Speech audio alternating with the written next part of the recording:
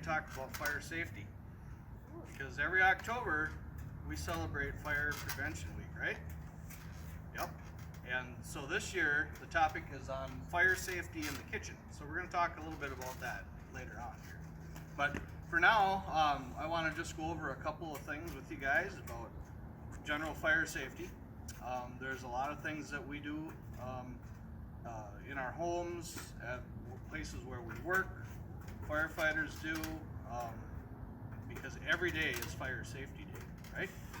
So we always want to be careful. And this year we're going to talk a little bit more about fire safety in the kitchen. So in a little while we'll go through and we'll show you safe ways to be around hot things in the kitchen, because you've got your stove and oven like we have here. You have some other things that might be on the counter that are hot. What would one of those things be? A toaster. A toaster oven, that's right. Toaster ovens are one of the most dangerous things in the kitchen also.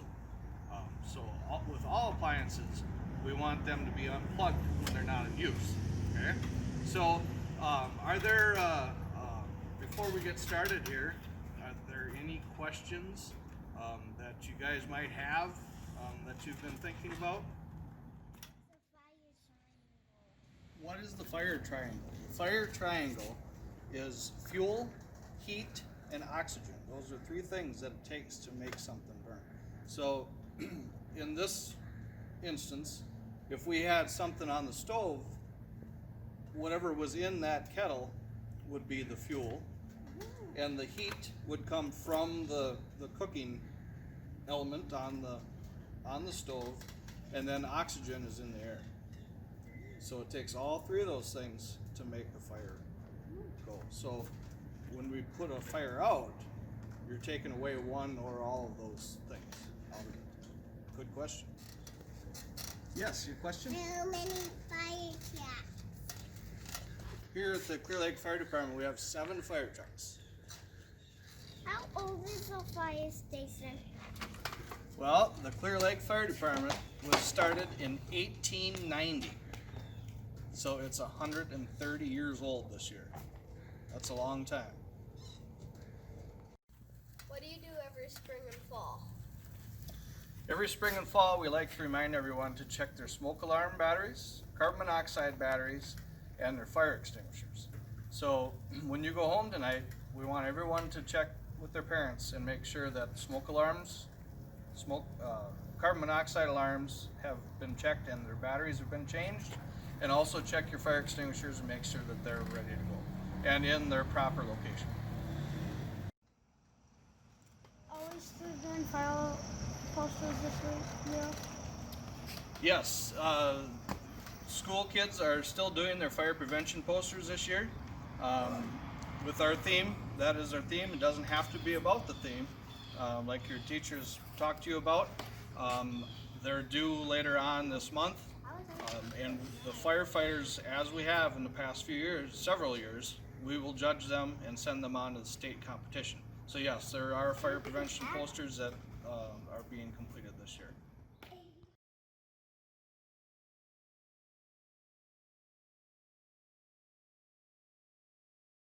Welcome back to our outdoor fire department kitchen. So we're going to continue to talking a little bit about fire safety today. And we have our stove is cooking. We're going to cook up some soup here at the fire department today. Can anybody tell me what's wrong with our situation on our stove right now? The handle is sticking out. The handle is sticking out. That is correct. All of our handles should be pointing in. Why do we want that, guys? So that somebody doesn't come up and knock it off on accident? Or get burned. Or get burned. Very good.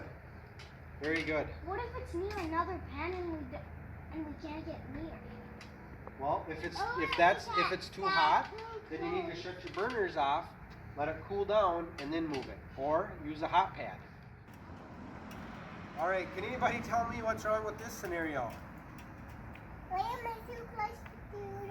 was gonna say that. That is correct. Liam is very close to the stove.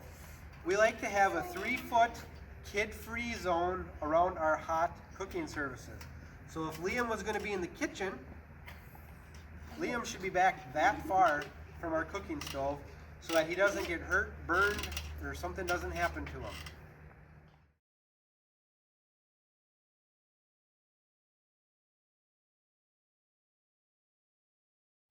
Alright, so for our next demonstration, we have a fire that is going on in that pot. So who knows how we could put that fire out without water, without a fire extinguisher, without using hose?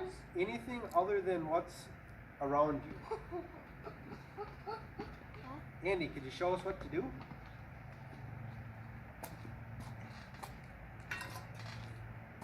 So Andy's coming from the side with the lid.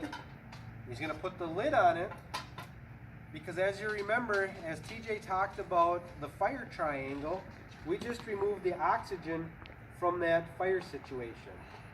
So that will take off the fire. The other thing to do is, after you put the lid on, is to make sure that is off. The burner is off, so we're not providing any heat. What is that? What is that? Fire's out.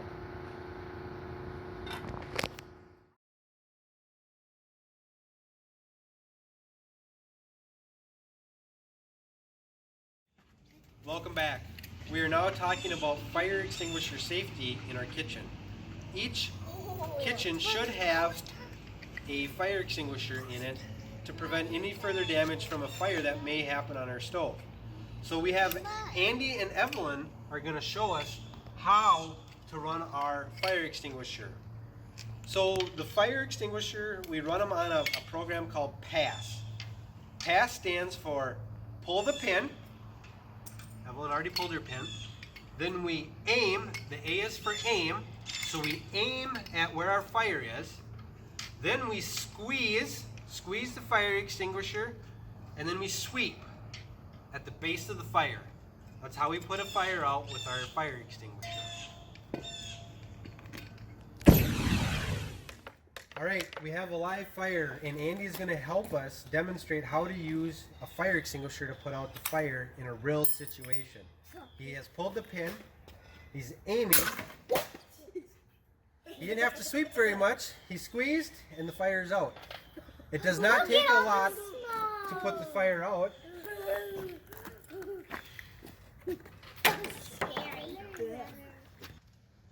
Alright, well, thank you for being with us today, and thank you to the Clear Lake Fire Department for showing us a few kitchen safety fire tips for this Fire Prevention Week in 2020.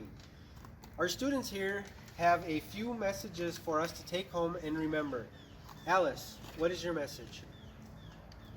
Changing batteries. Check your fire extinguishers. Check your smoke alarms.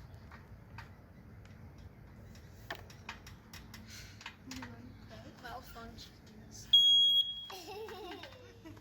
Thank you very much, and have a safe fall and winter, and we'll see you next year.